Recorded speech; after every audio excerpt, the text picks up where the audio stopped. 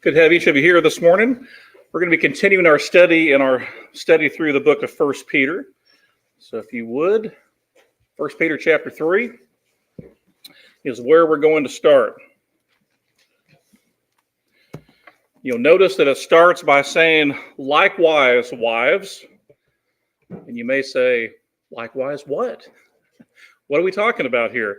Well, Peter has been writing to these exiles about their lives in such a way that they would live so that others would see their good works, glorify God for what they're doing. And a lot of times we refer to this as like lifestyle evangelism. You know, you're living your life in a certain way. You're living your life, we talked about this in class too, living your life in such a way that, you know, you're living for God and you're showing that to people in the way that you live and the way that you do things and conduct yourselves. In previous lessons here, we've talked about Peter talking about submitting or yielding to every human authority in chapter 2 and verse 13, to honor everyone, chapter 2 and verse 17, to yield or submit to our masters that are over us, chapter 2 and verse 18. That's been a big theme through this, is about how we live our lives, conduct ourselves in such a way that we make an impact for God to other people, that we can win people over to God by the way that we are conducting ourselves in our everyday walk. And so Peter here is talking about wives in this particular case, telling them to yield also. That's what this is talking about. Wives are to be subject to their own husbands, and they are to yield to them. So that's where we're going to start this morning in chapter 3 and verse 1. And the first thing we see here is that there is to be a different kind of behavior. The example we set for others isn't just for out there. It's not just for out in the world. It also is in the home. And this lifestyle teaching that goes on starts there as well. Our holy conduct is not simply outside of the house when you go to work or you go to the store, but it's also inside the home as well. Likewise, wives, be subject to your own husbands, so that even if some do not obey the word, they may be won without a word by the conduct of their wives. And so here you have a scenario painted where the wife is married to one who's not obedient to God's word. And Peter's instruction here is pretty simple. Win the husband over by your conduct. Win him over by your godly conduct. And so, wives, your godly conduct, your godly life will speak to him in the way that you live. You're going to be a wife that you don't maybe see normally in the world, unlike so many others. It's not going to be about nagging or being a pest in the things that you're saying to your husband. You're going to live a godly life. You're going to conduct yourself in such a way that it brings honor to God. Doesn't matter what he does. Doesn't matter if he's doing right or not. You're going to live your life in the right kind of way, regardless of how he acts. And that's pretty powerful to think about. Nobody's given an excuse. Nobody's given a pass. You are not going to say, well, I'm not going to act righteous because he's not, or he's not doing right. Your righteousness doesn't depend on how he's acting, nor does your yielding to him interfere or is determined by that. You can't say, well, I'm not going to be subject to him, or I'm not going to yield to him because he's not doing what's right. No, that's not the case either. Just because he doesn't act like a Christian doesn't mean you have the right not to act like one. In fact, you might say it's all the more important that you act in a godly way in your marriage relationship because there's a lot at stake. And it reflects on what your values are and on how you conduct yourself. Peter goes on to say, husbands will be won over when they see your respectful and pure conduct. What a terrible thought to think of a wife wavering in her faith because her husband is unbelieving or her husband is weak, that's not the right way to go, of course. If he doesn't want to obey the Lord, wives, you obey the Lord. You be the one that you're supposed to be. If he doesn't want to go to church, you go to church. You do the things you're supposed to do. If he doesn't want to serve, you serve. And you can still be respectful and yielding while maintaining a pure conduct. But your husband will certainly not be won over if they don't see God as a priority in your life. If they don't see you putting him first in your life, and they don't see that respectful and pure conduct in how you treat them, it's not going to win them over. So wives are to do good for the Lord and do good for their husbands, even if he's not a believer. That doesn't mean that's easy, but that's what it is. That's what the instruction is. It is a different behavior than what we see in the world. There's also a different focus. Not only will wives have a different behavior, but they're also going to be focused in a different way. Their focus, as Peter says here, is not going to be on just the externals, but it's going to be far beyond that. Look at verses 3 and 4. Let not your adornment be merely external, braiding the hair and wearing gold jewelry or putting on dresses, but let it be the hidden person of the heart with the imperishable quality of a gentle and quiet spirit, which is precious in the sight of God. And so you think about what you look like. You think about how you appear externally. That's not really what it's about. That's not really who you are. The focus is to be on who you are spiritually, that beauty that comes from the heart, that beauty that reveals that quiet and gentle spirit. And it's clear here from the text that your heart is valuable to God. And having those characteristics of quietness and gentleness is very precious to God. That word that's translated gentleness is the Greek word that's used for meekness. And that's commonly described as strength under control.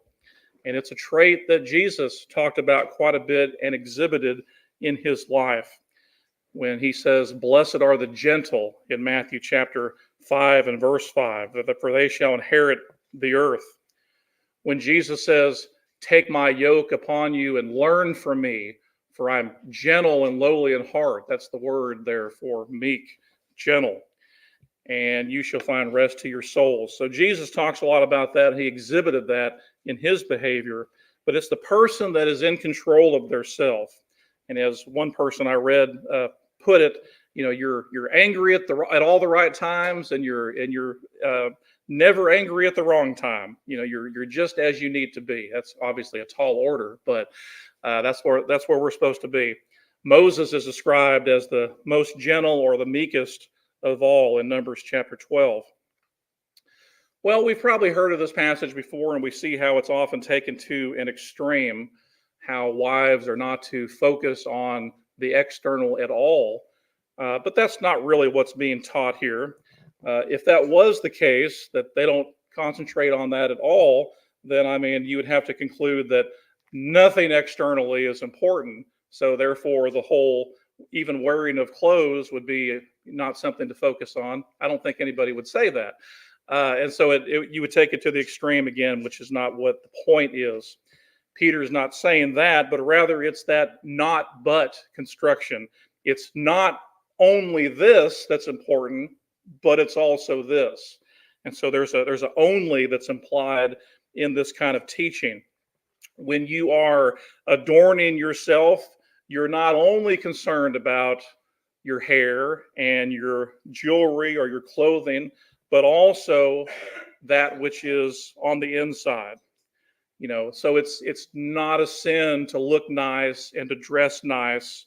In fact, that's pretty important. If you're married, you're not married because you decided you were going to be as terrible and revolting as you could. That's not the way that works.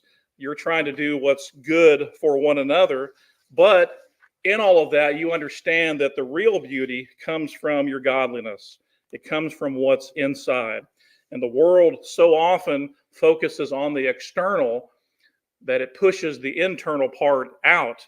And so it's often easy for us to forget what's really important, and it's just what you see on the outside. But Peter's saying that's not the case at all. Don't make it merely external, but think about the internal. Let it be the hidden person of the heart with the imperishable quality of a gentle and quiet spirit, which is precious in the sight of God. That's what's precious before God. He's not saying ignore the outside, but what's precious is that internal spirit. And so there is a different focus that we have, not externally, but internally. And so it is a different model for life.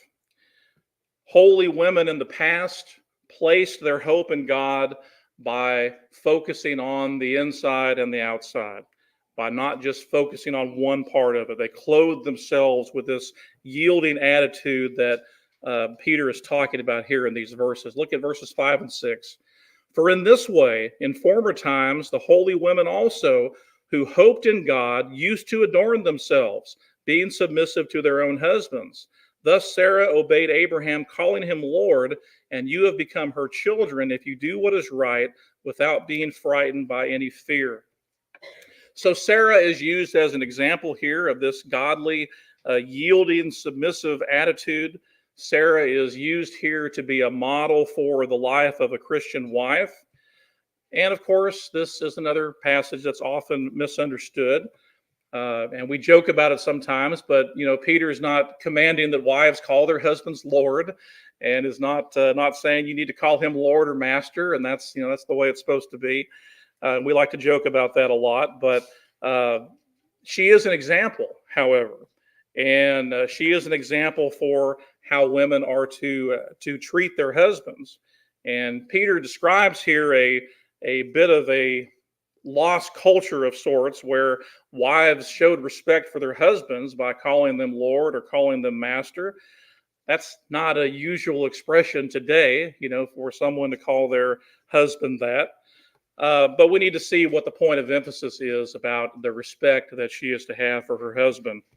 And we often misinterpret things like this, kind of like when Jesus is in Cana in John chapter 2, and his mother informs him that they're out of wine. You remember what he says there to her? He says, "Woman, what does that have to do with me?"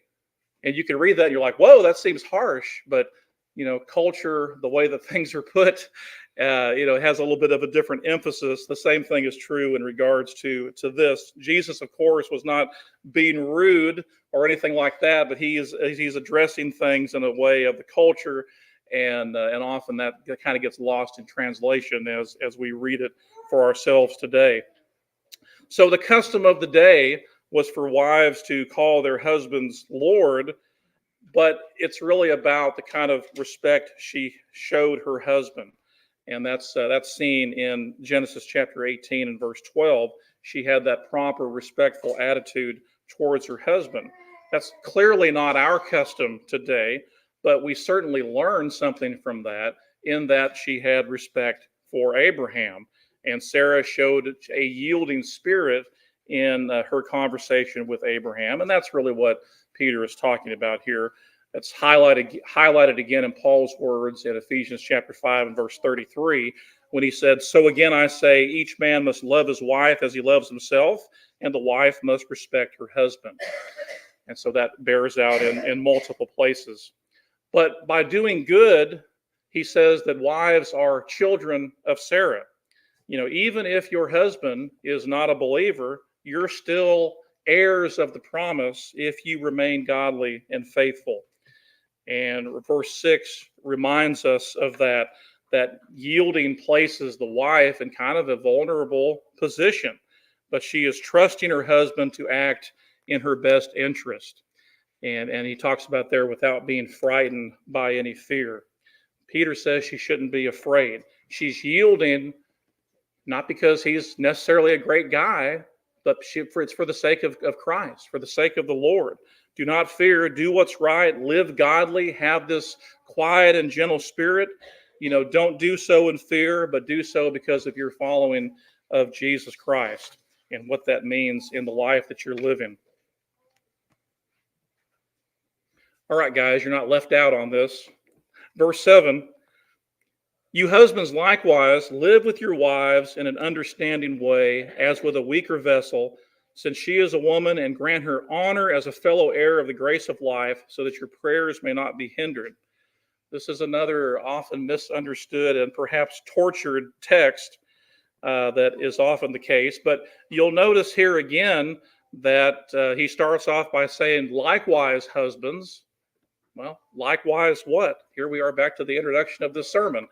What he's just been talking about, yielding, how we are to follow authority, how we are to follow and be yielding to those around us so that we can have that good example, that godly life that we are living.